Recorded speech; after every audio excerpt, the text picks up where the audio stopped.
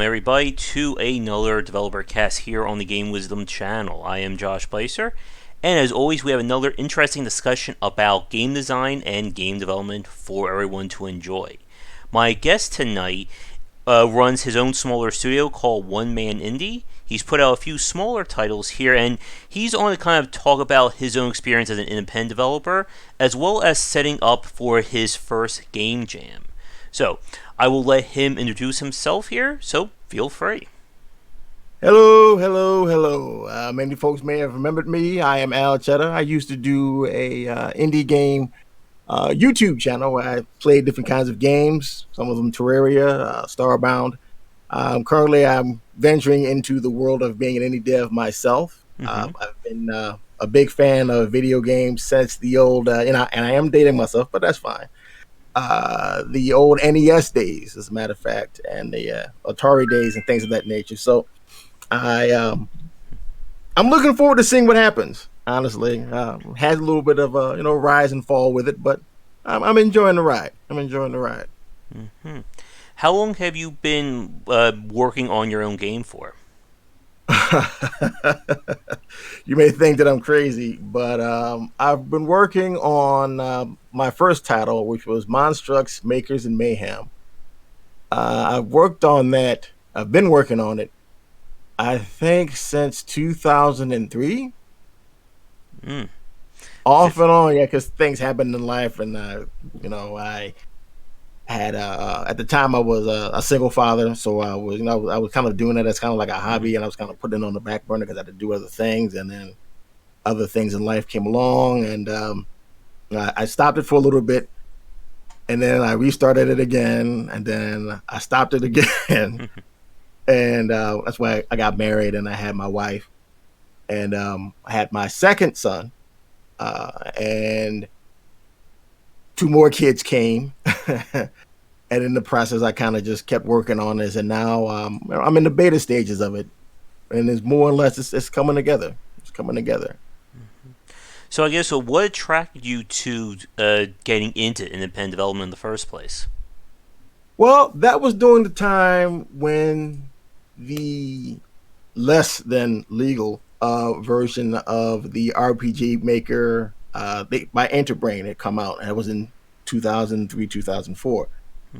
The Don Miguel days, if you may be familiar with that. And everybody was playing with it. Everybody was making all kinds of weird, stupid games with it and everything else like that. And I was working on something. It was like some kind of a weird kind of an adventure thing that I never finished. I don't even know if I even have the old prototype for it anymore. And I worked on that because a friend of mine had told me about it, and I just kicked the tires and just did a lot of dumb stuff. And then eventually, my son and I, we were watching this old this weird anime show, and I forget the name of it. But the premise of it was kind of like, how familiar are you with Food Wars, the anime, or do you watch anime at all? I've watched a little bit of anime, but not a whole lot of it. Okay. This show was kind of like kind of a strange precursor of it. And I forget the name. I got to look for it. What the premise of it was, this guy was a kid and his grandpa, and they went on like on these weird, crazy adventures. They were doing something, and the guy actually made his own like monsters and creatures using food. And he would get like an ingredient, and he would just for some reason or other go into a pot and just whip out some weird, crazy type of creature. And I was like, oh, that's a pretty cool idea. So I was thinking, well, if you can do it with that, why can't you do it with other things? So that's where I kind of had the kind of the genesis of the whole Monstrux idea. Mm-hmm. And the game that I first put out initially was just that Monstrux. That was it. And then I had a little bit of buzz with it. I was featured briefly on RPGmaker.net, which was a pretty proud moment for me because it was I'd worked kind of hard on that. And then that's when I had to stop. And then I kept going, you know, mm, many years later, and I dropped off, dropped back on, dropped off, dropped back on. But I never really gave it up. Like it was like an itch in the back of my head. You got to finish. You got to finish. You got to finish. So I finally decided to finish it this time. Okay. And are you still working with, or I assume you're still working with RPG Maker now then? Yes, I am working with the not as much publicized, but still love the RPG Maker XP because that was the next iteration of it, and that was the big kid on the block at the time when I decided to pick it back up. Now, with the two games that you've worked on, are they Mm-hmm. both considered like in the RPG genre? I assume they're both RPG in design. Well, yeah, this one, Monstrous, and as I've gotten really deep into it, is more like a sim RPG because you're actually simulating the experience of actually making because you actually are doing it. I actually have an actual system where you put the actual materials on there and you have to choose what kind of I guess, type, or in my particular case, a cast that you'd be choosing for the monster that you're going to be making. You had to have the actual formula. You have to go through the process of finding the materials and everything. And then once you've done that, then you can either send them out on missions or um, other things. That was basically the kind of premise of that. I figured because if you're going to be making them, you got to do something with them. Mm-hmm. So I didn't want to go with the whole Pokemon thing. Pokemon was a big deal at the time, and during that time period, um, the first iteration of the game, like the very first alpha of it, that kind of influenced me. And then when I stopped and I went back to it, because I initially this newer version of it, or the second version of it I made, I was going to make it as a gift for my son, and who at the time was about 6, and he was really into Pokemon. But I didn't want to do the whole thing, hold the whole types and everything else like that. So I kind of wanted to break it up a little bit, do something a little different, try to give him something that he would be more interested in playing, aside from just going around trying to beat gyms. So that's when I added the dispatch system from Final Fantasy Tactics. You probably may have played that. Yeah. Okay. That's when I added that to the game. And I thought that kind of added a little bit more depth to it because it would, number one, give your Monstrux something to do because you can't just walk around with them or just leave them in storage all the time. That's kind of boring. So it gives you a chance to have them do something. They have a good chance of failing in many cases, depending.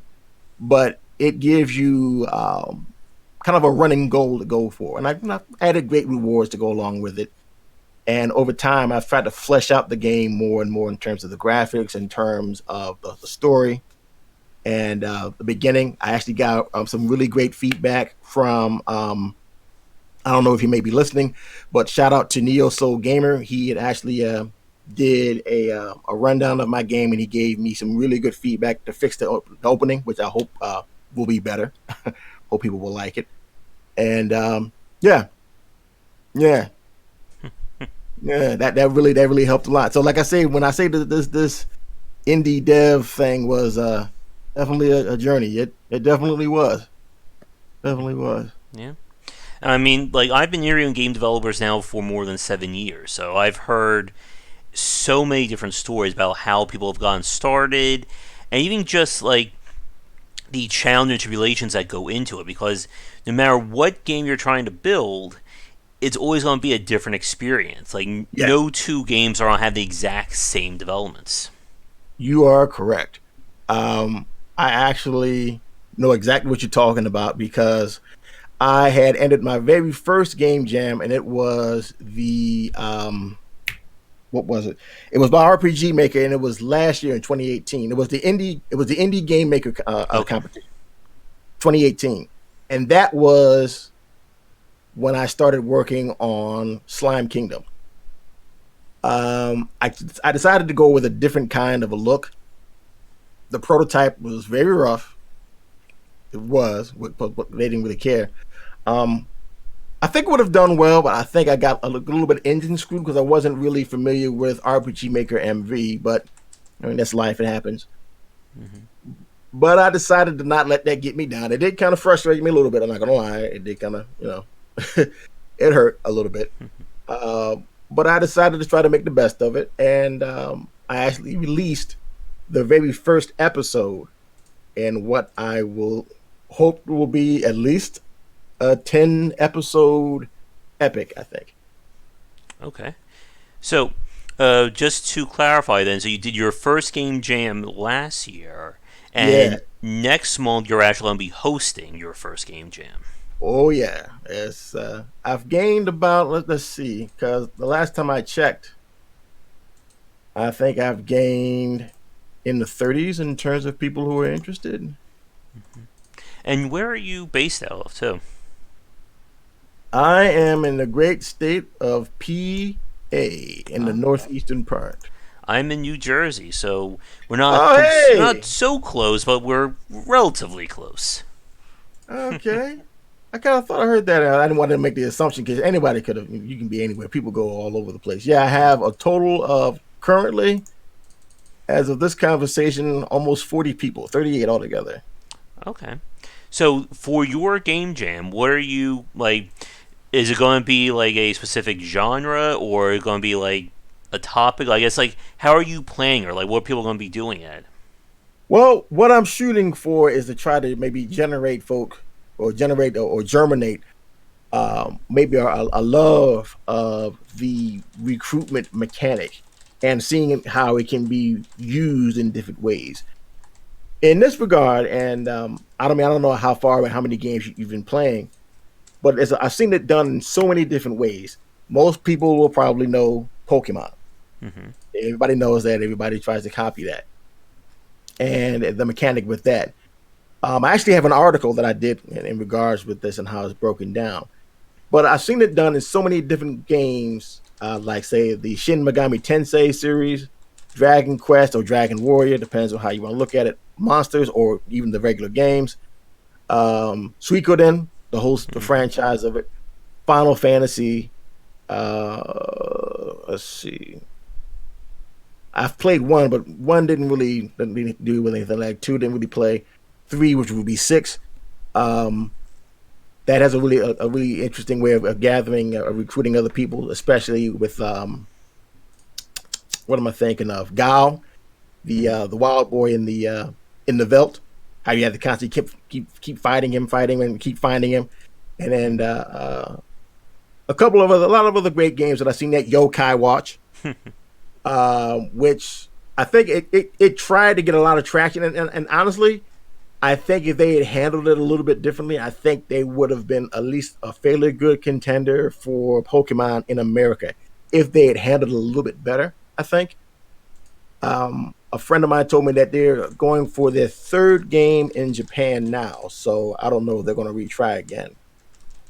I don't know, but it seems like in Japan, Yokai Watch seems to do fairly well. I mean, they're in the third game; they're doing pretty all right with it. So Mm-hmm. that's what I want to do. I want to help people to maybe see if they can try a different way of using this mechanic to make a really interesting game. Um, with Monstrous, I have the way of actually you make the actual characters who will join your party, kind of similar to Pokemon in a way, but not really because you don't have to do. In many cases, you don't have to fight to get the components. Sometimes you do, sometimes you don't. Sometimes you just have to explore. Oh Mm-hmm. wow! Sorry about that. The wind just opened my door. Sorry. That was ultra creepy. Hold on. Woo! I said, wait a minute. Sorry about that. Yeah, but in many cases, you can find the components just by looking around, and I want to encourage exploration in the game. If you have to go out and interact with things, interact with people, sometimes the person that you've interacted with beforehand, if you wait a little while, you interact with them again at a certain time of day, you'll get a certain material from them, things like that. Um, All right. that's what I was shooting for with that. And how long is the game jam going to be ran for? This is going to be 3 weeks, 21 days to the dot. I just looked at it. A total of 21 days. All right.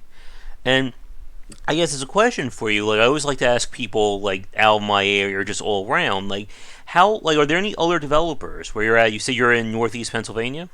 Yeah. I guess how is this like the sale? Are there any other like any devs out there working on games? None that I've actually, because I mean, I've talked with other developers. They haven't really told me where they're from. I've um, I've seen that there is some around here. At least I've heard that there was a couple of different game jams, but they were like Mm-hmm. in like little smaller places. little bit farther east, going back more towards Philadelphia because I'm in the mountains. I'm about a good couple hours away from my hometown of Philly.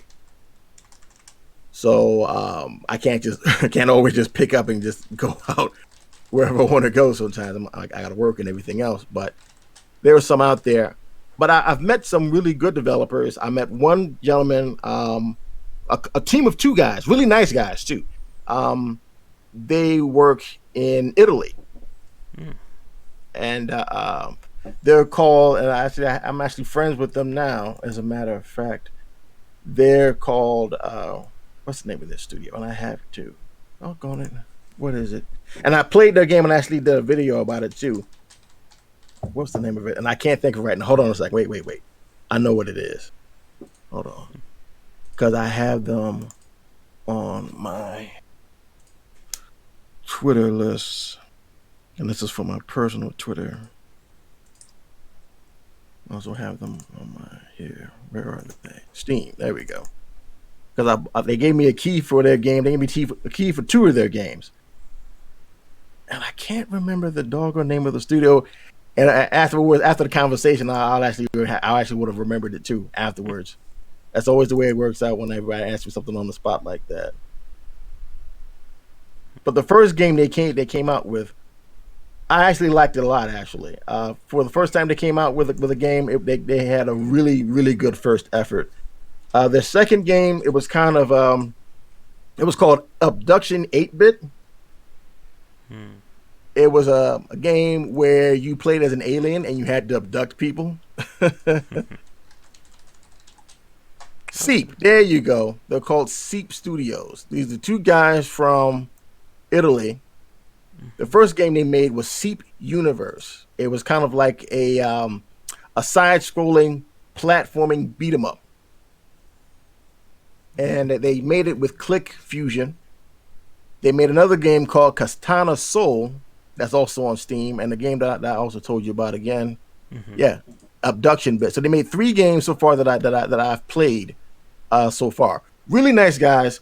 I've had an ongoing relationship with them for about let's see, they came with their first game. Wow, 2015. Wow. Yeah, so I've been talking with these guys for like 4 years now, almost. That's crazy. I didn't realize that. Time goes by fast. Oh yes, it does. And again, like I've spoken to so many developers over these last few years that again, it's so crazy how much the industry has grown over this last decade, especially when it comes to the independent side of things. So Mm, I gotta ask, like, have you had a chance to look, or you just mentioned developers you know from Italy? Have you mm. gone out to like any like conferences, trade shows, or anything like that? No, not of yet because of the nature of my work, and Yeah. I got to try to be a little close to home. My wife is um little sick, and I have to help out with the kids. That's why I usually work from home Mm-hmm. because I have to be close by with her. But she's looked like she's getting a little bit better, so I may try to shop around my game a little bit. Try to do it a little bit locally. Um, I know about PAX. I know about the GDC Mm-hmm. and a few other different conferences down there. Now, if one is close by, I actually might just go by just to check it out, just to see, and maybe at some point get a package together and Mm-hmm. just throw it at the wall and see if it sticks. You Yeah. know. And I think like when it comes to some of the games that we've seen here on the channel, I guess like for you, are there any other designs that you're interested in exploring once you're finished with your game? There's one, my son, my eldest boy. He had given me. We kind of like kicked around the idea for kind of I would guess it would be kind of a shooter game a little bit. And I don't want give out too much, but it was a pretty cool idea. He gave me the name of the title. We kind of kicked around the name of the title a little bit, and I want to work on that once I've gotten Monstrous out of the way, and also gotten to a good distance with Slime Kingdom. I just want to kind of swing into that. That's going to be a totally different genre though. There's going to be like a shooter, I've never done that before, and I'm still trying to consider what kind of engine I could use to do that. Mm-hmm. Uh, I know I have a guy on my server. He's been in uh, C sharp and C plus plus, so he usually suggested Unity, Mm-hmm. and I may just go with that because he's pretty adamant about it. And if seeing how he's already there, I can use him as a resource for that. Plus, I've seen that Unity actually can export to a lot of different platforms, so I was interested in that as well. So um, RPG Maker MV only can it doesn't really I haven't really seen that they actually go beyond just the PC yet. I've seen some people make a mobile game, one mobile game, and I've seen it usually either they usually translate it either to either Mac and Linux, and it's also for PC. Now I don't know if there's a way of actually converting that over to the Switch. If there is, I'm sure somebody will find it. But I may just either go with either Game Maker or Unity for this next game. So that'll definitely be me branching out into something completely different, Yeah. new, and yeah, different. Yeah, and like I guess like from your own experience, Mm.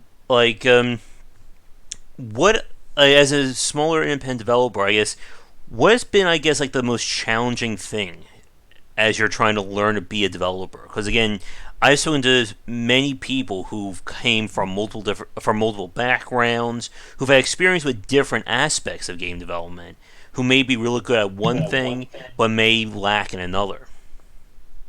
Well, when I first started out with Monstrous, um, I was basically doing everything by myself at first, and then there were people who had expressed an interest at the time. That's when they were like younger guys, like in the teens or something of that nature.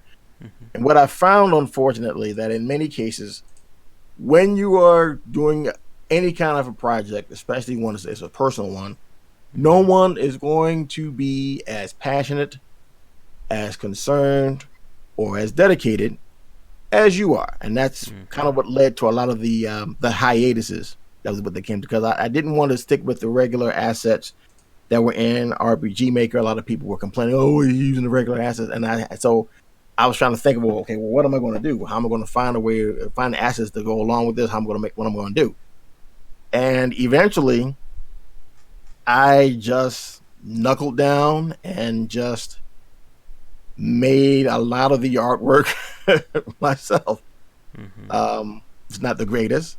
Thankfully, there's this guy out here. Hopefully, he's listening. His name is Eric Matias. He offers a lot of his music for free. He would appreciate a donation. And if you do want to use any of his music and you want to go by his site, it's called soundimage.org. SOUNDIMAG as in George E.org.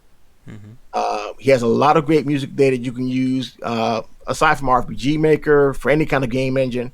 Again, it's free. He gives you his complete permission, excuse me, to use it. He does appreciate a donation, and he's helped a lot in regards with the music for my games. So big shout out to him. Hope he's listening. And in regards with everything else, I've made like the tile sets. I've made the characters. I've learned how to make maps, all kinds of stuff. I'm even looking to get forward into scripting, actually doing programming for some of the things that I would need. And I've had some help with that in regards to that as well. Shout out to the guys over at the Chaos Project Discord. I used to like to plug their an invite to them, but I guess they kind of discontinued that because I guess people were, I guess, being trolls, I guess, and I can understand that because this is more for the older forms of RPG Maker, not so much for the newer stuff, but they really were a big help out with those guys. So I want to thank them as well if they are listening. They were a big help. Uh, so yeah, basically, what I would say to any indie developer: learn to be self-reliant. I mean, it's great to have a bunch of people who will want to help you, but a lot of times, unfortunately, like I said earlier, nobody's going to love your project as much as you will, Hmm. unless you're paying them. Yep, that is the case there. Yeah, so that's I would tell anybody else if you're interested in doing this, learn to rely on yourself. And I think that actually gives your game more character. I mean, the artwork that I did for my game is not groundbreaking. It's not anything all that great. But I feel that it gives my game character, and I guess it feels like I'm more. It's more handcrafted. I guess that makes more sense, even though I'm not really making it by hand. By hand, it actually seems like feels like I'm actually like chiseling it out myself. Like, say if we were back in the Renaissance, if we were like, say, Renaissance era sculptors. Yes, it's not going to be a David, or neither will it be, uh, any of the other great artworks that were made at that time. But it's mine. You know what I'm saying? Hmm. So, I mean, even if my game isn't going to be like an international hit or anything like that, if if some people can play it and if they can enjoy it, they can say, "Huh, oh, this was pretty cool." I can think I can be happy with that. You know, I can be happy with that. Do you intend on are either one of your games like actually for sale, or is it just up for like anyone to download for free? Well, what I have now, I'm in the process of doing the beta for Monstrous, and that's free. I may go into early access after beta 2, which is what I'm working on now, and I should have that done before month's end. The first episode of Slime Kingdom, that is free, but the episodes after that will not be. They'll probably, maybe, probably, but I'm not trying to break anybody. I'm not going to do anything crazy like that. Maybe like $3 or $4. And then I may just compile them all together for a special collector's edition and then sell it like for like $20, something like that. I'm not trying to be crazy with it. Yeah. And like with a lot of the developers I've spoken to, at least when I used to go to the Philadelphia chapter of IGDA, there's Yeah, always that discussion about the art versus kind of like the business when it comes to being a developer. And it's a lot. I think it's very tough for people to kind of wrap their heads around when it comes to both working on a game and also realizing that you should intend to sell this, like try to make some money off of it. yeah, yes. It wouldn't be so bad if I was a single. If I was a single fellow, it probably wouldn't matter so much. But I do have a family I got to try to support. So if I'm going to be doing this, I definitely do need to get paid. My father, who has done a lot of selling in his lifetime, he always told me that, son, it doesn't matter what you do or how you do it, it always comes down to the sale. Hmm. You got whatever you want to do, you have to present either yourself or your product in such a way to make the prospective customer interested in buying. He told me something that's called the law of large numbers. That the more times you do a thing, the more times you're going to arrive at the result you're looking for. So, and I put it to the test, and honestly, yes, it has worked. I did it with the game jam. Hmm. Beforehand, I put it out, and nobody really knew anything about it. But as I kept putting out more and more, and talking more and more about it, and just keep bombarding people with it in probably maybe some irritating ways, Hmm. people started talking about it. One guy actually brought it up in a Reddit post as an example on trying to help people get started or figure out how they can make a story up for their own game. So maybe that person probably did join, maybe a couple of others. So yeah, I'm going to probably put out another post. I'm going to give the 30-day warning for people to start brainstorming and gathering up their teams that are going to do it. And then the day of, I'll put out another, like a couple of other posts beforehand. And the day of is going to be the announcement. Okay, let's go do it. Come on, let's get in there and just wind them up and just set them on their way for the 3 weeks and see what happens. Hmm. Yeah. And sometimes you just gotta do that. I mean, that's how I started with Game Wisdom. That's how I did this Mm, with the YouTube channel. And yeah, as of right now, I've begun my slowly but surely connecting with every library in the United States while doing presentations and lectures with them. I saw that. I saw that post that you put on Yeah. Twitter too. Uh,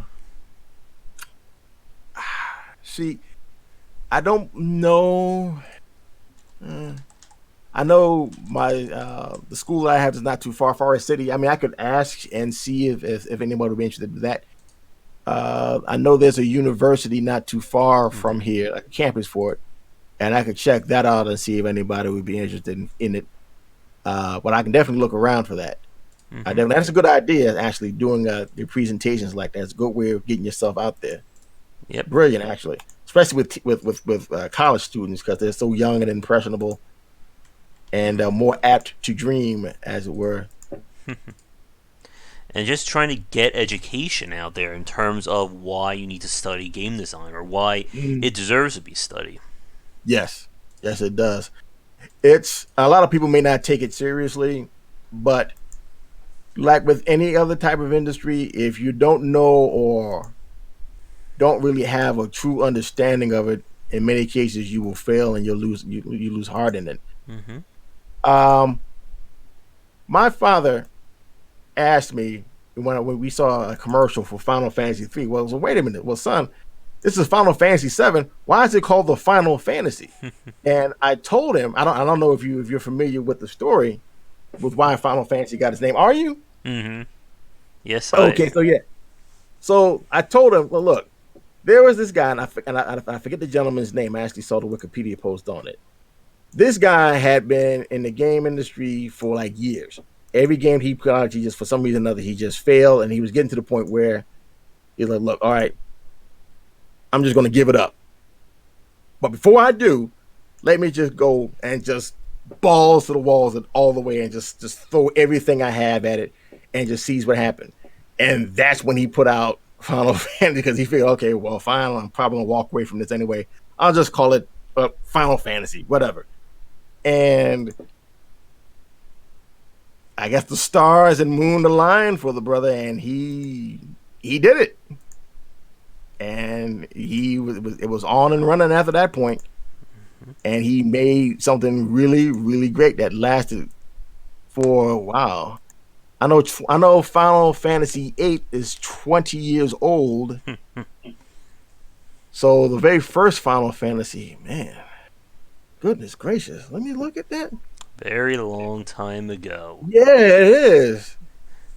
And before, that was back during the days before they were going to be just called Squaresoft, too. Now, Yeah, it's. they were Mm-hmm. Final Fantasy is a Japanese created by Hironobu Sakaguchi and developed by Square Enix, formerly Square. Yep, 1987. It was a very good year. Goodness gracious. Mm-hmm.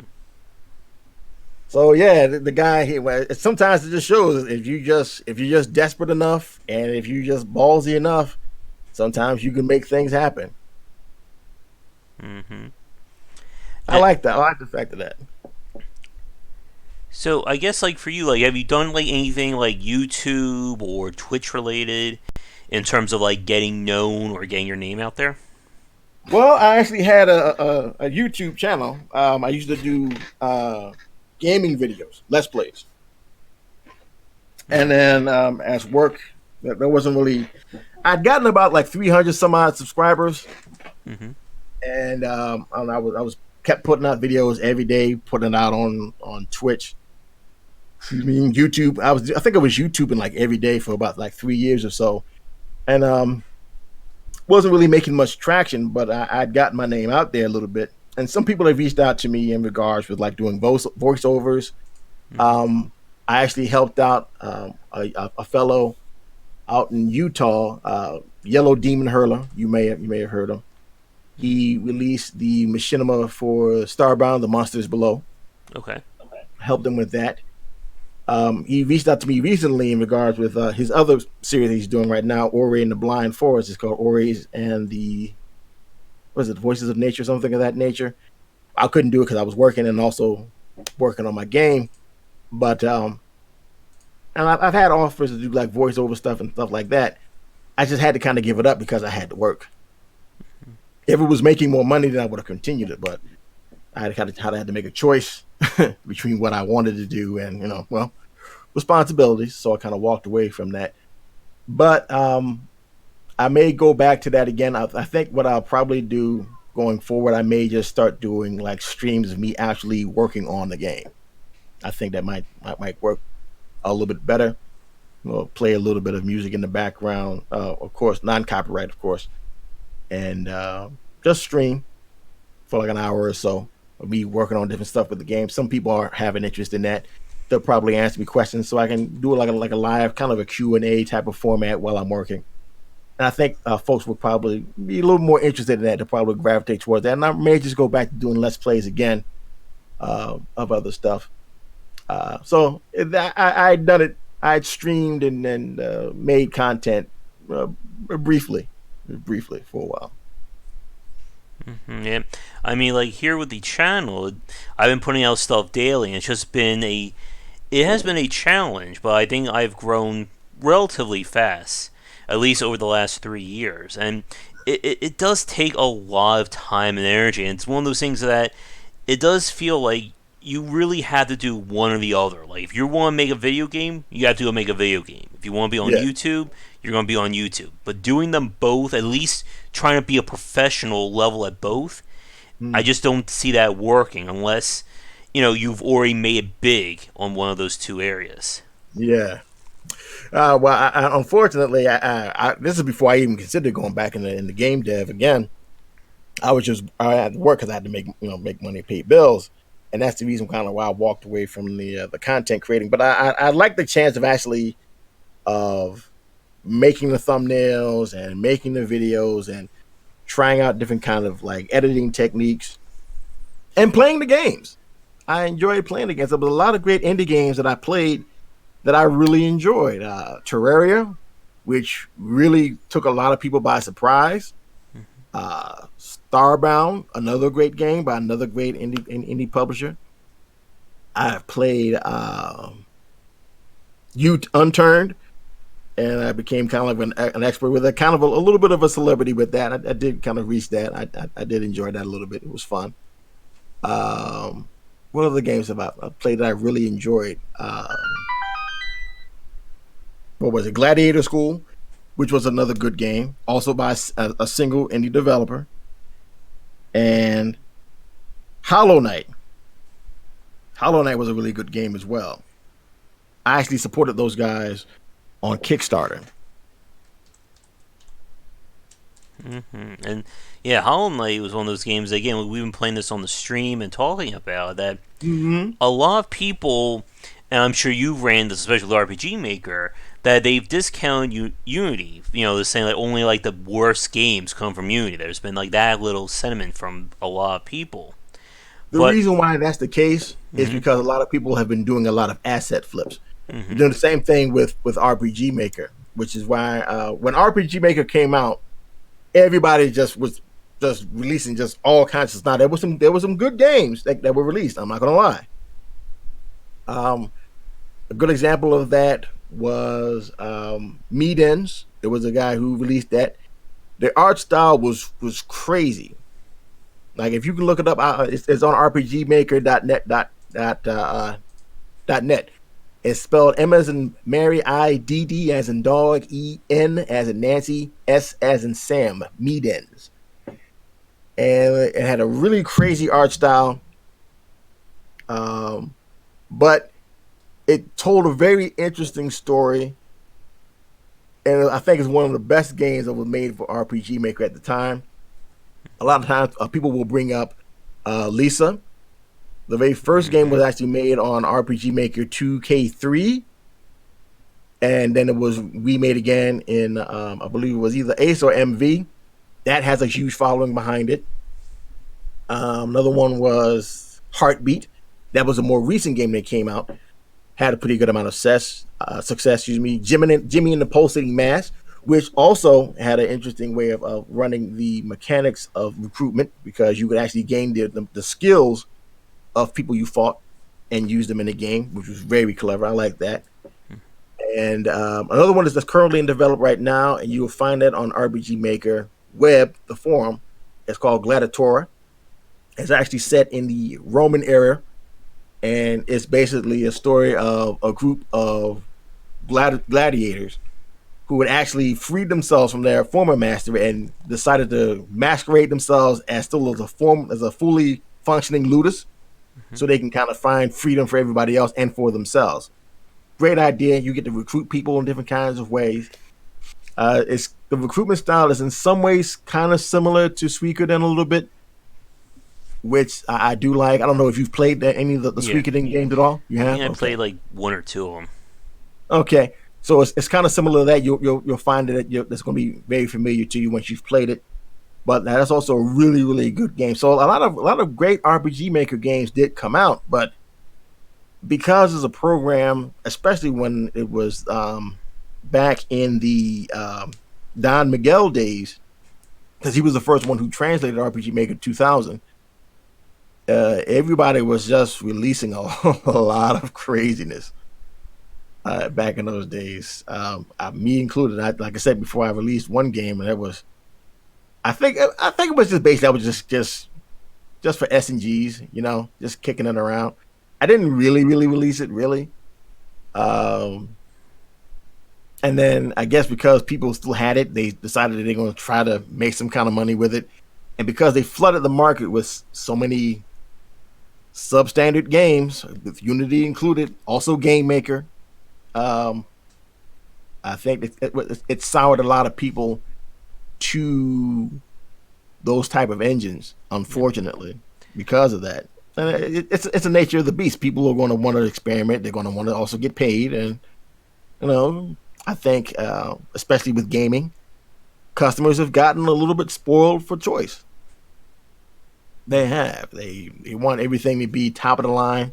They want everything to be this AAA experience, and you're not going to really get a lot of that with, especially with single or maybe small indie houses. I mean, you may get something like that or something close, but uh, I think the bar has definitely been raised, and a lot of yeah, my audience, I'm sure a lot, and a few people watching this are on the independent side, and you really can't get away with simple designs anymore. Or no, we were talking about this very lately with this idea of the whole arcade market. Like, there's still a lot of people making like hmm asteroid clones or yeah, missile command or things like that, mhm. and those kinds of games just really don't work anymore because anything that you would charge would still be put up against somebody who's making a unique and original title for 399, 599, whatever. And even those games are being heavily criticized or critiqued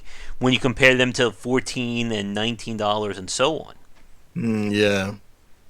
Uh, the really big fallout was that, and I know you've been in the game industry for a while, was Mm-hmm. No Man's Sky. I know Yep. you're familiar with that debacle, and people spending like $60 for that game. Mm-hmm. Oh man, I can literally hear the howls of blood just for vengeance when that game came out the first time. It was like, Mm-hmm. what? People were just outraged. Yeah. And the thing is that it takes a lot, I think, especially in today's market, to make something that people want to play. Yeah. And like the sad thing is, like we've spotlighted a lot of games here on the channel. I do a once a month indie game spotlight stream as well, and like you, unfortunately, you can really see that difference in quality.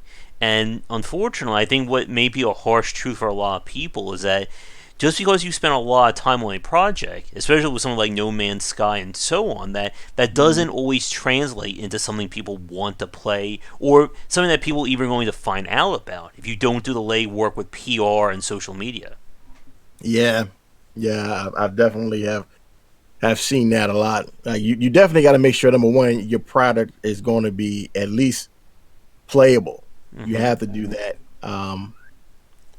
But other than that, you definitely gonna have to get out there and just start just really telling people about your product. Show that you're actually as excited about it as other people would be. Um, with the one game that I've been doing, I've actually been releasing like holiday specific cards, especially for Slime Kingdom. Hmm. But I think the characters, I like the art style in Slime Kingdom a little bit better than what I've done in Monstrous. Although the two different games, I think I think my art style has kind of matured with Slime Kingdom more. Hmm. Is what I found, and I find it as a joy to actually make these little promotional materials. Like I made some Valentine's Day cards. I made one card for not for Easter, unfortunately. I missed it. I think it was sick, but I made another one for Mother's Day. I'll probably put out another one. I made one for Christmas, another one for what was that? This coming or this past New Year's Day. And people they liked it. They thought it was cute. Oh, it was so cute.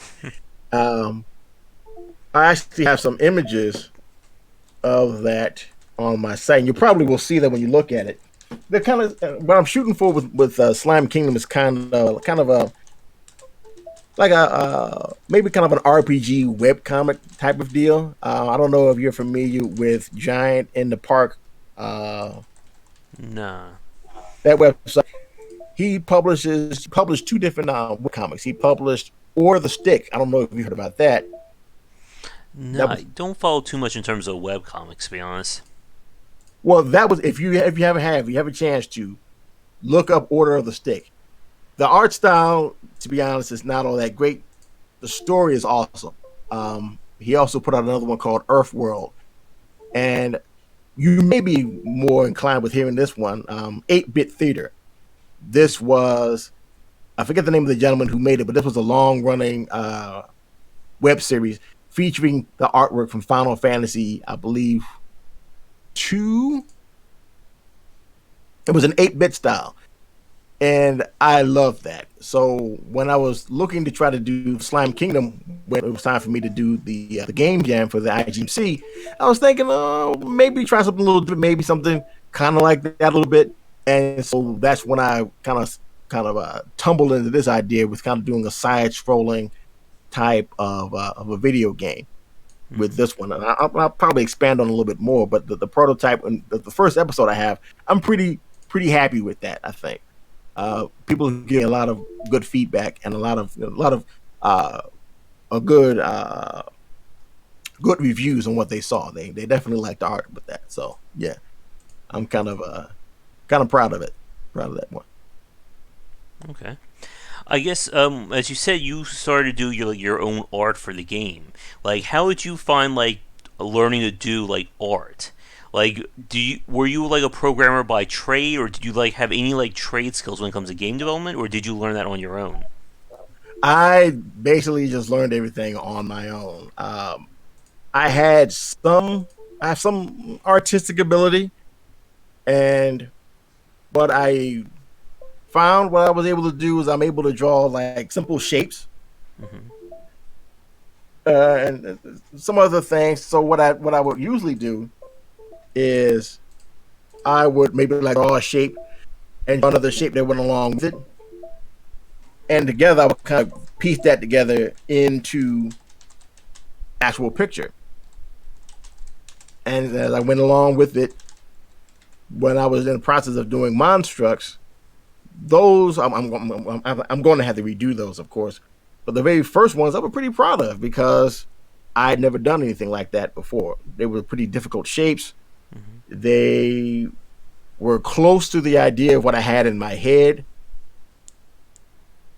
And like I said before, it was the first time I'd actually done anything like that.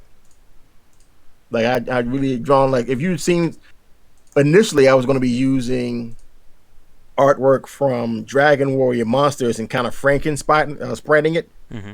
basically just taking sprites from one, sprites from the other, and I did a pretty okay job with that. But I wanted to do something of my own, and so when I did it, I was like, wow, okay.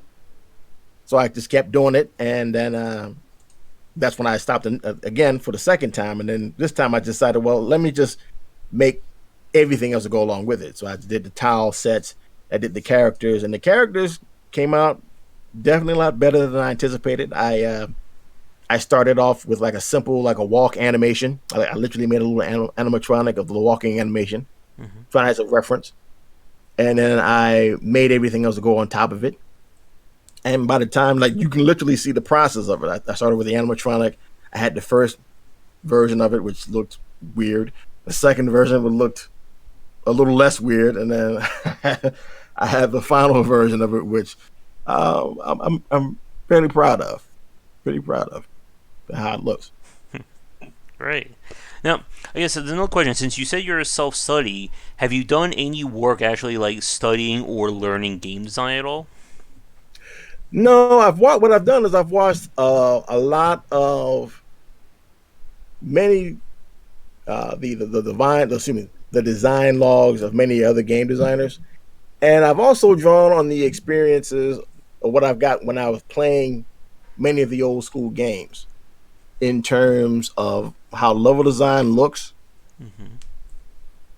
their design processes, their thoughts in the process of doing it, and that actually has helped a lot in terms of writing a narrative, in terms of character development, in terms of mechanics, what kind of mechanics you want to have, what kind of mechanics you don't want to have, what your overall goal is when you are actually designing the game. See, because initially I wanted to, when I was initially making Monstrous, the very first version of it, it was almost a Pokemon clone, just Mm-hmm. about. And then I thought about it, and I was thinking, okay, what would actually be of interest to my intended audience, which was at that time my son? What would he be interested in? And how can I make this in such a way that it's not going to be boring to him, where it's not going to be a chore? And so that's when I designed the kind of systems that at least I think would make a player more interested in playing. Like I have a type of visual rewards or sound cues that actually show, hey, good job, you did this. When say they if they find a certain material and say if the stars align, when they see or interact with a material, they come up with the idea for a formula, and you see like a bit like and then XYZ was inspired to write a formula.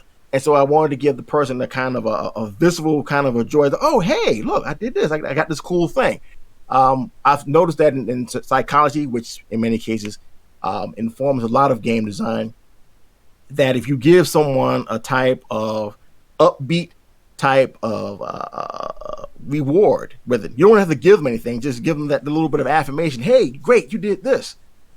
People are more likely to do it, which is why Pokemon was so famous, because you went through the effort of battling this particular creature, and you got him down low enough, and then you had a little sign of Dooku, Dooku, Dooku, boop, and then congratulations, you caught XYZ, and people are like, oh yeah, that's awesome, and that's why Pokemon got so famous, because you had that visceral enjoyment of going through all that work to try to get this creature down to a level where you can catch him. Then you catch him, and you have a possibility of it might getting away, or am I going to be able to get him? Can I get him? Can I come on, come on, come on, come on? And you finally get him. You're like, oh yes. So it's that dopamine rush.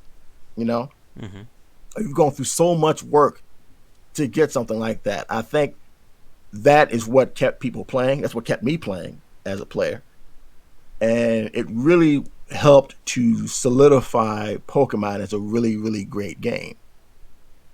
So that's what I wanted to try to emulate in the game that I have that I'm making now with Monstrous. I really want to kind of to capture that kind of feeling. I think I've done a fairly good job of it.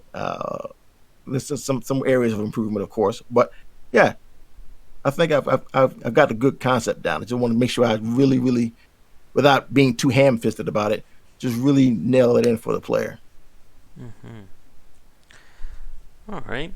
I'm trying to think if there's any other topics I want to bring up for tonight. I guess Oh, I gotta ask because a few people were asking me about this. Like, have you had a chance? Like, if you've been looking me up, have you had a chance to look at my book that I have out on game design, or have you heard of it?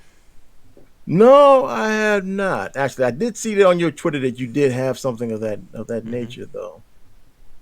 Let's see what we have here because I still have that up here. As a matter of fact, Because I mean, like, there's so much about learning game design here we go. that goes beyond just being able to play video games, unfortunately, and it is like a very tough, I think, discipline for people to get into. And Yeah, it's definitely different than actually playing it. I will tell you, you are correct in mhm. regards to that. I will yes, definitely agree with you on that. Playing a game and making a game, two completely different beasts. So yeah, if you don't mind, I mean, I don't know, I don't know how far back you go back in gaming, but I definitely like to talk about the kind of games that we really and loved and enjoyed. Just you and me both, and talk about how why we loved them, what about the game that we really liked, really enjoyed, our favorite game or games, uh, depending upon our game playing career, if you don't mind. We could do a little bit of it, but I think for the audience, they're definitely more interested in like design and game Okay. dev talk. Yeah. But I guess like what kind like in a perfect world, like Yeah. if you could design like what would be like your dream game to design in terms of a genre? My perfect game to design in terms of a genre. Hmm. That's a very interesting one. I think I definitely would probably go with an RPG. Um, the best game that I've played, which I thought was it had so many of the right elements, right others. Unfortunately, it was just criminally just unknown. It's a game from the NES, and it was Mm-hmm. called The Magic of Scheherazade. Mm-hmm. It had a great story, firstly, and the way it was designed, the battles were run in so many different ways. It had the standard action RPG battles. It had the the regular turn-based battles, and what was it? It was just something just really great about the game. The music was great. The eventing in the game was awesome. It is by my far my epitome of a really well designed, excellently designed game. If that was the game that I was able to make, that would be it. That would be the game I would make. And it's a doggone shame it's not as well known as it should be because it came around about the same time as the Legend of Zelda, so that may have been the problem. May have been a problem with that. I think Culture Brain really didn't do too much of a job in terms of advertising. I guess they may have had some kind of financial problems. I don't know. I don't know, but it's a shame, first rate shame. But that's the game that I had to make in a perfect world. That would be it. That would be it. In terms of story, design, mechanics, everything. That would be it. Mm-hmm. Yeah, I mean, everyone watching knows some of my favorite genres, from action to platforming to city building, and Mm. I mean, it's one of those things that it definitely has embodied independent culture. Being able to develop your own perfect game or what your dream game would be. Mm. But it's always tricky to be able to market that to people. And again, like I've spoken to developers who have, got right out of college and immediately started to build a game. I've spoken to some Mm. who had a career. They spend their entire lives doing something else and then decide one day to start making a video game. And Yeah. it's a very interesting aspect when it comes to the design because you can, like we've said this before, I know the audience knows this, that you can have 10 different people and say make an RPG and you'll get 10 different RPGs. Yeah. You will, because everyone's definition of it is something Mm-hmm. different. Some people will probably be influenced by many of the other RPGs that are out there: Legend of Zelda, Final Fantasy, Pokemon. Some people may be influenced by Dungeons and Dragons, which had a huge uh, influence on a lot of people when it came to that. And you can definitely see that in a lot of games. Like now, you can see some of it a little bit in The Witcher, which also was a big hit. Um, so you'll definitely get a lot of different things. For me, yeah, I definitely it. I probably would have been influenced more by Dungeons and Dragons because I was really into the books at the time. So I probably would have been heavily influenced by that. So if you just say just make an RPG, that at that particular point in time, um, back when I was younger, yeah.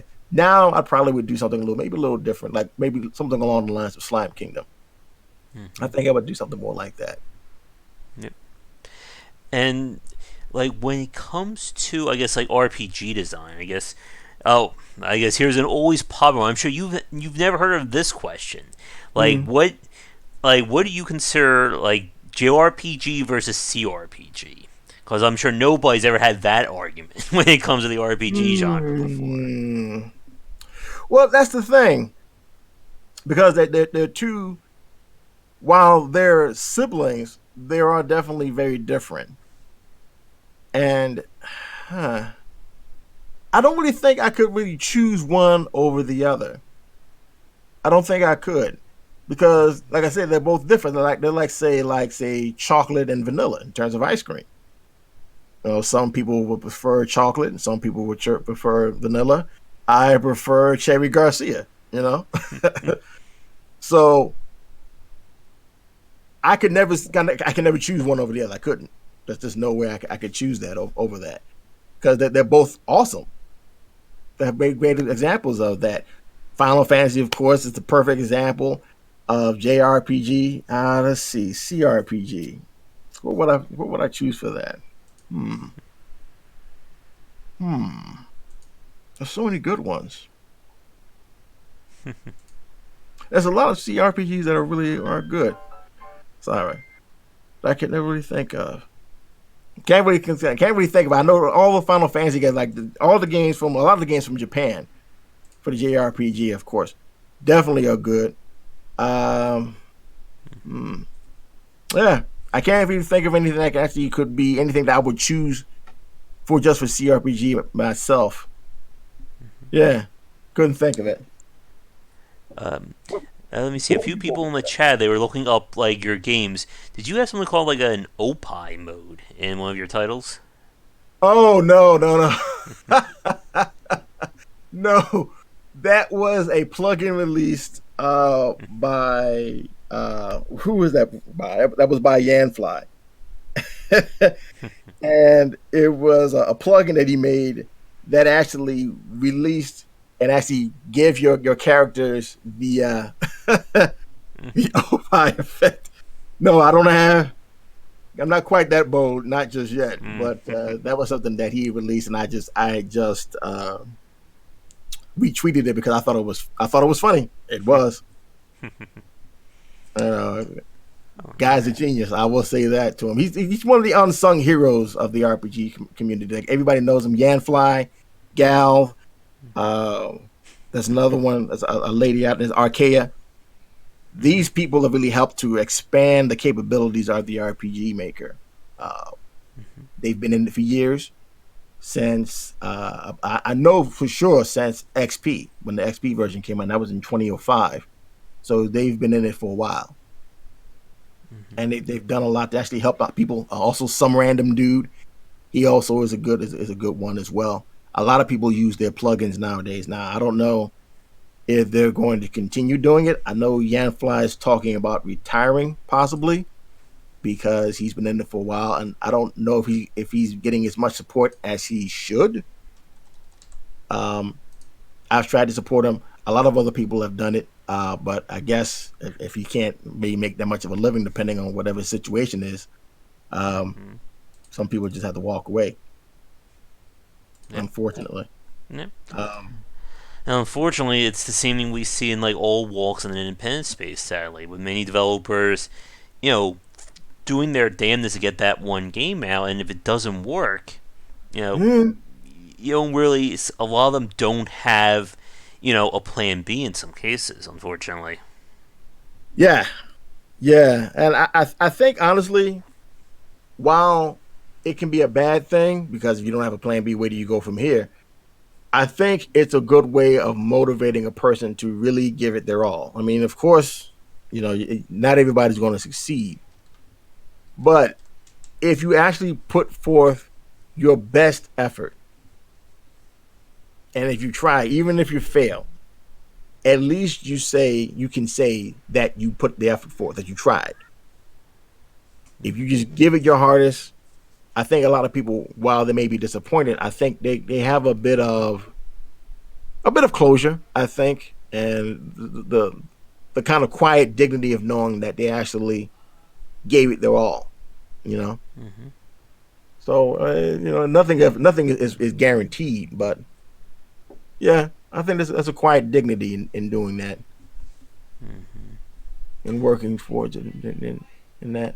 A lot of times I felt like I was kind of failing myself, but um, I I'm just determined to get this done, even if not a lot of people do want to play it. I can understand. It's just, hey, Hmm. maybe this idea just came out a little too late, but hey, you know, Yeah. I can look back and say, hey, I did that. Hmm. Yeah. And again, like there's that line between what's considered like a hobbyist and a game developer, and it's Yeah. one thing that a lot of people, especially those just starting out, tend to struggle with. Mm, And unfortunately, like just because you can work on prototypes or make a demo, a lot of people think that's all it takes to be a game developer. But mm, I think unfortunately there's so much more than that. And we've had many discussions, and a few of my regulars in chat, we've had that discussion about what it takes to be able to call yourself an indie dev or even just be a game developer in the first place. mm. And unfortunately, like there's that difference between making a game just for yourself or for your friends and family and making something that can be a product, be something that you can actually put on a storefront, whether it's Steam, Itch, Mm. whatever, and be able to, sell that to people. And it's a very tough talk, I think, for a lot of people to have with themselves. I think when you consider yourself a hobbyist, when you actually are just doing this in your spare time and you're not really taking it really all that seriously, it's like a fun little experiment. I think where you actually can consider yourself a dev when Hmm. you are dead set and determined to get this done. Hmm. When you're willing to put in the hours, 5, 6, 8, 10, 12, maybe even 20 hours in a day, just working on the most pedantic of details just to try to get that one mechanic of your game to work. That's what I think. That's what separates the hobbyist from the actual the game dev.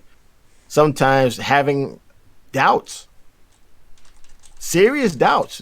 Am I just wasting my time?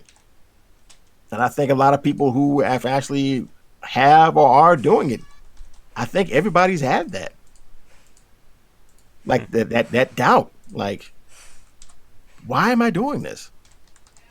Hmm. I'll never be able to make a game like uh, the game I can name right now, Sekiro. Like, how am Hmm. I going to make a game like that? Nobody's going to want to play this little game like that. And sometimes you can beat yourself up. Hmm. But then there are those days where somebody will say something about your game that'll Hmm. crystallize it in that moment for you. And then you look at it and you're like, yeah, yeah, that's it. And that's what'll keep you going. That'll let you know that even if not a lot of people really talk about your game or even like it or even play it, you know that you actually, as a game dev, know that this is just a part of the journey. Hmm. This is it.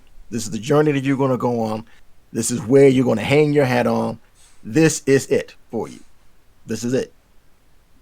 Nothing else. There's nothing else that you can think of doing. There's nothing else that you could. I mean, there's other things in life, of course, but this is something that you live, you breathe, that's constantly on your mind. That's what you are.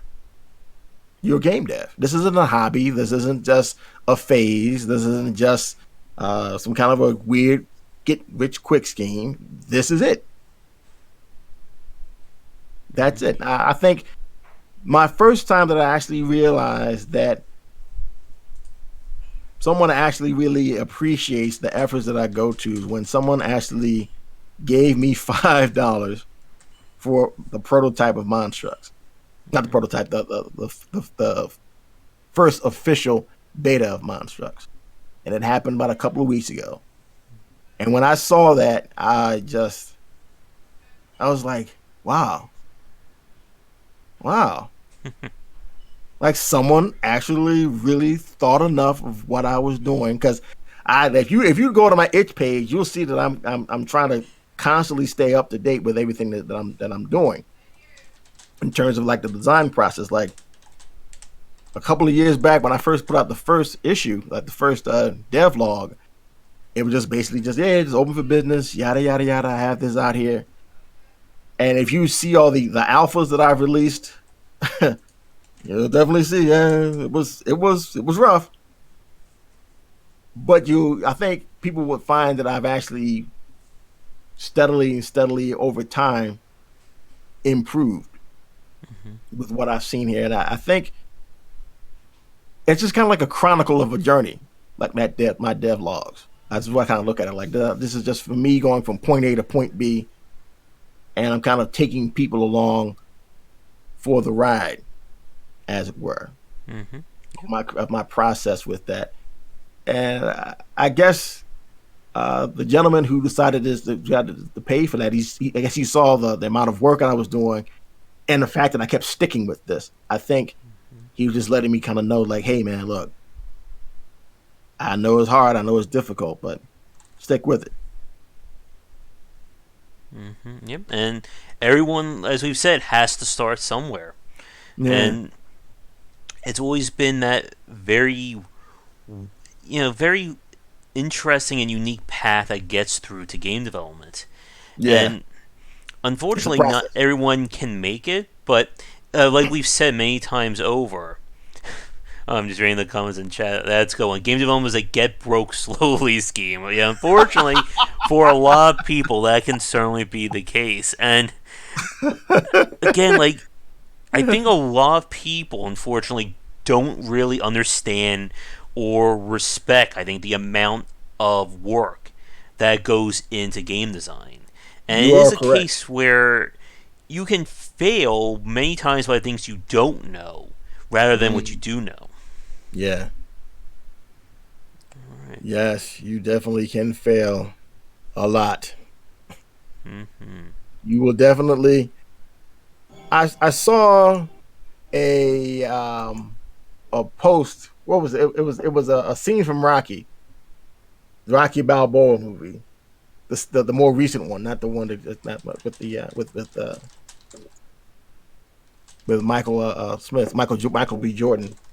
This was the other one beforehand when he was with Vince Vertimiglio, and he said, "Son, no one is going to hit you harder than life, but it's not about the hits that you get. It's not about the hits that knock you down. It's the hits that you get back up from. That's what really matters." Mm-hmm. And game design, game development, that's going to be the toughest job, one of the toughest jobs you'll ever love. I usually tell my friends that, especially when they're new fathers, the fatherhood, the toughest job you'll ever love.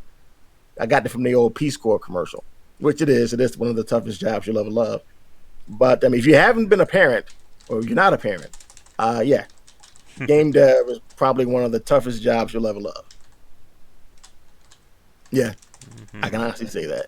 Aside from parenting, yeah, because yeah, he was right. It is a get rich quick, get broke quick, slow type of thing. It is. You definitely gonna sink a lot of money. A lot of it you're not gonna get a lot of money from, unfortunately. Nope. until you make it big. But again, it's very rare, unfortunately. And I think that's one of the very interesting things, at least over here on the East Coast, is that I've been following like the game dev scene here for since like 2007, 2008, and I really still haven't heard of too many developers, at least over here in New Jersey and Pennsylvania, you know, getting to that big level of recognition. I know New York has definitely grown in the game dev Yeah, scene. yeah, you're right. Um, but it's usually it's a bigger town. Mm-hmm. A lot of people who are creators are out there who want to strike it big in Broadway and things like that. Many of them will probably transition over to game design and game development because, in a way, the elements are kind of transferable. You have to design a narrative, you have to create a good presentation, um, getting to know and network and market with people. That's also a very good transferable skill. So, yeah, I can see it happening a lot in New York because a lot of people come in there to get famous, and getting famous requires you to make a hell of a lot of good job in terms of advertising, presenting yourself. If you want to be any kind of a writer, making a really good story, Mm-hmm. presenting yourself well. So those kind of skills will definitely help in game design. It definitely will, Yep. and game development. It'll definitely help. So I can see why that would happen.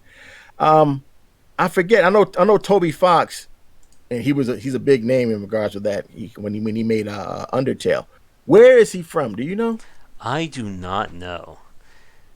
Because that guy blew up like overnight when he made Undertale, and now he has Delta Rule now, which is also it looks like it's going to be a pretty good game as well. Um, the Meatly, I know about him. I don't know if you've had a chance to play Bendy and the Ink Machine. Have you? Oh, which one? Bendy and the Ink Machine. I played the demo of it, not the full game. I've played the full game. Awesome. It's a great game. Again, my hat goes off to that gentleman. He really did. He knocked it out the park. Really great game. I don't think he did it all by himself. I think he did have some help. But if he did it all by himself, he really I don't know how long it took him for him to do it, but that was a lot of dedication. Um, Ed McMillan, because I actually saw the indie game movie. I think it was on. It may be on Netflix, or I know it was at one point. I think you've seen it, right? The indie Yeah. game movie. Yeah. And we've Um, interviewed Edmund McMillan too. He was a really great one to talk to. yeah. Okay. So you know what I'm talking about. Mm-hmm. That movie was it was great because those were the games that came out in the earlier part of 2000. I'm talking about Super Meat Boy. Mm-hmm. He'd gotten somewhat of a bit of a success with that, but there were a couple of other games that not a lot of people knew about, like Gish Mm-hmm. and a couple of other ones that he actually incorporated that into the Flash version of the Binding of Isaac, and that just took off. Um, I did a little bit of looking into his history, especially I enjoyed that movie, honestly. Um, I don't think I was even doing anything in regards with game design at the time when I looked at it. I just watched it. I thought it was just a really interesting movie, and he's really an inspirational story because yeah, he went through a lot, especially at the time he was just with his girlfriend. He didn't even have a kid at the time. I know he's had at least one child at least since then. Um, that's a really inspirational story. And I think the stories, the things like that, where you actually get the chance to get the real human element behind these people's lives, and they're not just a name on a splash screen, really kind of solidifies how people who are actually involved in this really uh, are in many cases doing all nighters and working even when they're sick, when they don't feel like it, when they're almost about to go be homeless. Some Mm-hmm. cases they have been homeless. Um, I don't know if you've played Crashlands or heard about it, Crashlands, but this was actually a game that was made by I think it was three brothers, one of Mm-hmm. which was actually dealing with cancer at the time. Yep. Um, and actually, some of the proceeds actually helped in regards to this treatment. So it was a lot of great stories with that. Unturned was actually produced by Nelson, SDG Nelson. He was a boy of about 17 when he made the first version of it. And it actually was a mod for Roblox. And then people were playing it, they enjoyed it, so they decided, okay, I'll just release this. And I actually paid for the $5 version when it came out. Um, he was 17 when he did it, and I was impressed because wow. I mean, the game worked well. I mean, of course, it was blocky and everything else, but for what it could do, he put a lot of effort and work into it. And I appreciate when someone, excuse me, shows that they actually are dedicated to their craft, Mm-hmm. even if it's something that's not even all that complete. You can see that there was potential to the game. You can see it right there. And it released about, I think about 2016 when it came out. And now, he's a younger fellow. He's a little bit older now, and he's getting ready to make Unturned 2. And I'm definitely interested in finding out how that's going to work out. I really am rooting for him for that. So there's a lot of developers that I've noticed just in just from watching other YouTubers play their games, talk about their games, playing their games myself, that I've really come to, number one, understand what kind of dedication a person has to have or needs to have if they're dead serious about being any kind of a game developer, good, bad, or otherwise. Mm-hmm. You definitely got to have the love. You have to, because it definitely it's an exercise in love if you're going to do something like this. Because you are definitely going to be losing a lot in the process to give it up. But yeah, you definitely got to have the love for it. You Mm-hmm. definitely do. And I think that is probably a great line to end on for the cast because we're about to hit an hour and a half. Okay. And I think that can certainly do it for tonight. And yeah, again, like when it comes to game design, we can sit here and chat for hours on end. It's one thing Yeah. that everybody watching knows that I can do at this point. But it was great hanging out with you this evening, and definitely the best of luck with your game. Do you have any idea in terms of like when you're hoping to get it finished? Like, do you see the light at the end of the tunnel? Oh yes, yes, I definitely do. I'm anticipating of releasing Monstrous, Makers, and Mayhem by either the mid or latter part of July this year. Okay. So that'll just coincide just about at the end of the game jam that I'll be running, because I'll be doing the voting and everything else. So yeah, it'll be a very interesting summer, and then I can kind of get back into work with on Slime Kingdom. I have some ideas that I want to kick around for that. I'm kind of hammering on ideas in terms of artwork and everything else for episode 2, and I may have that out by the end of the year. Maybe I might.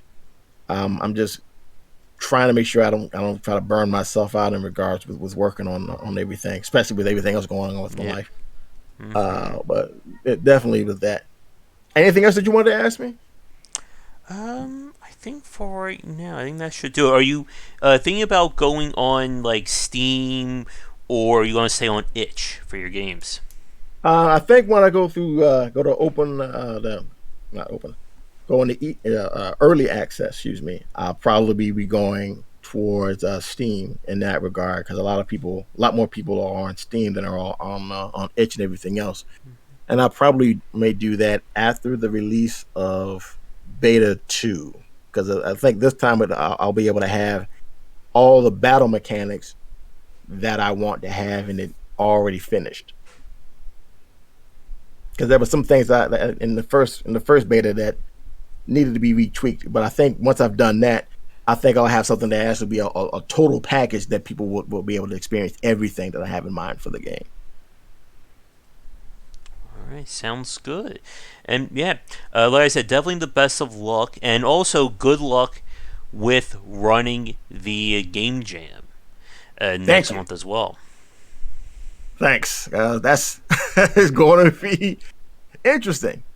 Definitely interesting. It's going to be a challenge. I've never done it before. Yeah, I'm curious to hear how it goes for you because I don't do too many things in terms of game jams these days. But it's always been a great way to get more people involved and kind of have like a few days of like extreme crunch and trying to get something going.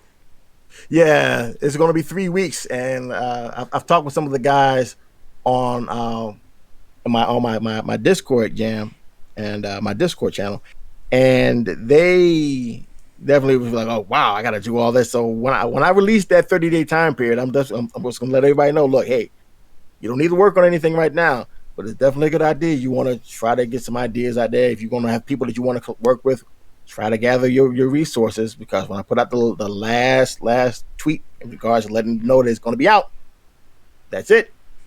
3 weeks, 21 days. So get ready.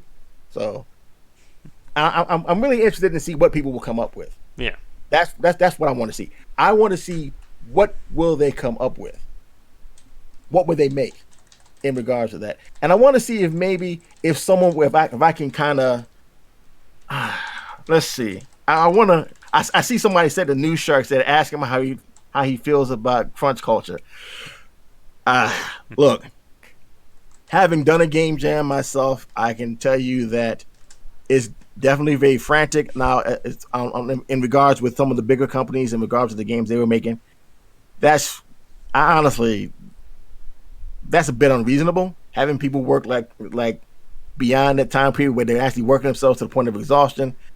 I get that you want to make a product, and I get this is a business. I understand that completely, but you can't produce something good with people who are tired. Nope. You know, I know I'm dating myself with this particular reference, but there was a movie out by Cecil B. DeMille. It was called The Ten Commandments with Charlton Heston. And in one scene, he was being questioned by, at that point, his brother and the chief priest before his father, Seti, who at that point was the longest running Egyptian pharaoh at that time period. And they were laying out all of his the accusations against him and everything else. And Ramesses, who was played by Yul Brynner, was on a scale, and he was putting on weight after weight after weight after weight until it fell down. Boom. And then Moses walked over, and he says, "There's these two lines. To make cities require straw. The strong make many. The weak, make none. Well, the weak make few." And then he dropped his huge brick boulder on the scale and knocked everything off and said, "Bam! The dead make none." So if you can't keep your people energized and willing to work, you're going to get a bad product. So you can't, as much as you want to put something out, you can't overwork your resources. I think if any company that's willing to do that, I mean, you kind of deserve what you get. You know? Yep. And it's something where we'll be seeing more of, or see more discussions going on, as there's greater talks for unions when it comes to the game industry. And you know what? Honestly, as with any other industry, I think that would actually be, it's kind of a two-edged sword with unions, because you know how it happens with labor unions back in the day. These guys get corrupt, and then they start, getting a lot of money, and then so it could be a good thing, yeah, but it's definitely gonna have a lot of its warts and bumps along the way. So that's definitely something that to keep an eye on as it does go on forward. But honestly, if these companies would just think a little bit first in terms of the quality of their products and also the life and health of their workers, I don't think that ever actually would come about. I mean, I don't think that in regards to any company that's of any size, if you had just put your workers first, I honestly don't think you would need unions. If it's just uncontrollable greed, that's what it is. And unfortunately, the game industry never really had a chance to build a foundation or some kind of organizational body. Even the IGDA is just more or less somewhat recognized, but not really. And at the rate the industry goes, like, it's always moving forward, which makes it very hard to kind of stop and establish ground rules. Uh, yeah. The reason why is because most people don't take it seriously because, to be 100% honest, it is something that's designed mostly for children. This isn't something as serious as, say, coal mining Mm-hmm. or architecture or infrastructure, where people's lives pretty Mm-hmm. much are on the line. Mm-hmm. And if you mess up, a lot of people are going to die, and a lot of lawsuits are coming. In regards with this is basically more or less a leisure product. So therefore, many things, at least at this particular point, are kind of fast and loose in terms of regulation. I mean, of course, we have the ERS, the SRB, we have that. Okay, yeah, but that's more like kind of a moral watchdog type of thing, and that was needed. But in terms of actually how to set forth the standards of work time, Mm-hmm. standard time for breaking, I mean, of course, they have the labor laws, but with something like this, I don't know. Honestly, I don't even know how they even got people working the 60 hours in given with the current labor laws. But apparently, they must have figured some kind of way around that. And I have no way why they figured that out. But definitely, if there were more of a codified set of rules in terms of just basic common sense. Look, if the person is working like 12 hours or something like that a day, you got to give them some time to relax, because what's going to happen here is people will literally burn out. Mm-hmm. They literally will. Like, you will literally see people just writhing on the phone. They be talking about it. People at the doggone desk just it's a total system shutdown right there on the desk. So no, you can't do that. You can't. I would think that any kind of development, big or small, if you're going to be putting out a game, and this was the major problem I had with the Xbox when it came out. If you're going to put out any kind of a product, I would say, based on the nature of the turnaround of actually making a game and everything else, set it out for a release date maybe a year or two in advance, just to give your team enough time to actually work at a reasonable pace, so that the quality of what you make is good, and then you'll be able to match it. The problem is they come out, and E3 comes out Christmas 2019, and it's freaking January. And now everybody's, oh my God, what are we gonna? We gotta work. And now these people are freaking literally almost working themselves into an early grave, heart attacks and all, just to try to produce something. And it comes out only to get trashed by the game industry, news, and everybody else. It's not worth it. It's just not. So you might as well just you might as well just wait out. You might as well just wait. Just wait.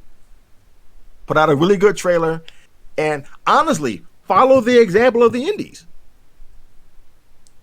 When a person is making an indie game, they just put out like maybe a trailer, and they're saying, "Hey, look, follow XYZ to see the progress," and then just put out. As long as you put out something at least maybe a week, a couple of weeks, couple 2 or 3 times a month, it shows, number one, the company and the people who are going to be buying it, the audience, that hey, we're still working. We have a release build, like a demo build that you can play, and people will like that. And it actually will help to generate buzz, and you don't have to kill yourself trying to get it done. You don't have to kill your employees and run the risk. Oh, Gus, this is. And no, I did not admit that I wasn't an indie. I'm just saying, just follow the example of us indies. Like, we were actually in the process of showing what we're doing. New Shark, good question though. But just follow the example that we're putting out. Just show the work, and don't try to be so flashy about it. Don't try to be in such a big hurry to get it released, because you literally are killing your you're killing your workers, man. You're just doing it, and that's not good. That's not good at all. And then only to turn around when your sales don't come out as good as you want, to start firing 800 some odd people because the quality. Let's be honest, the quality of what you put out was crap.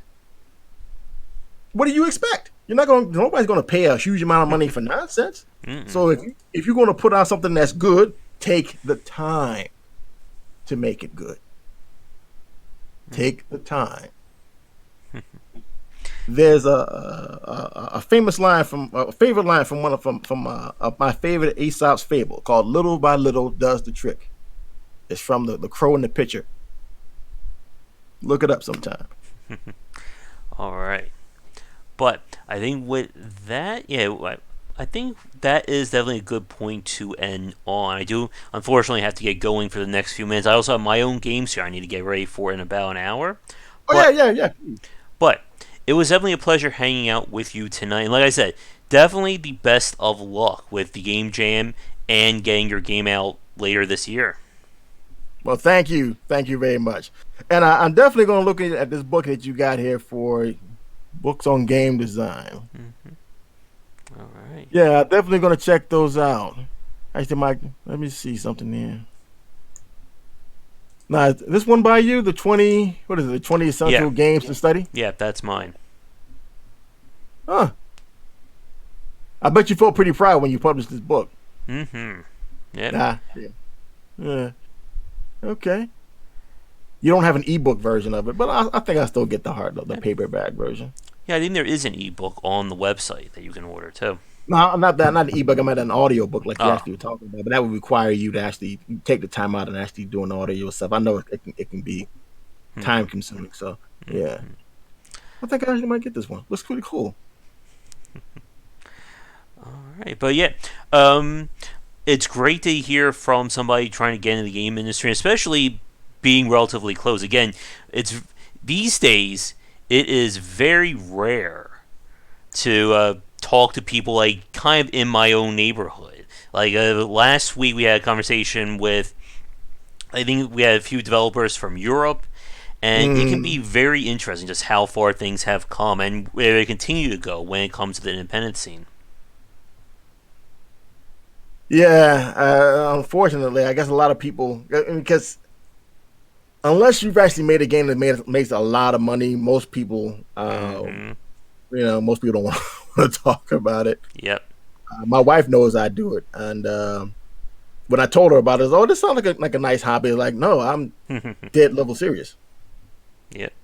Like, I'm not playing with this. This is something serious, and I think that when I actually showed her that I actually it wasn't much, but that's the first $5 I made with a game that I ever made, and it's not even complete yet. So it's a small victory, but it's a victory nonetheless. And it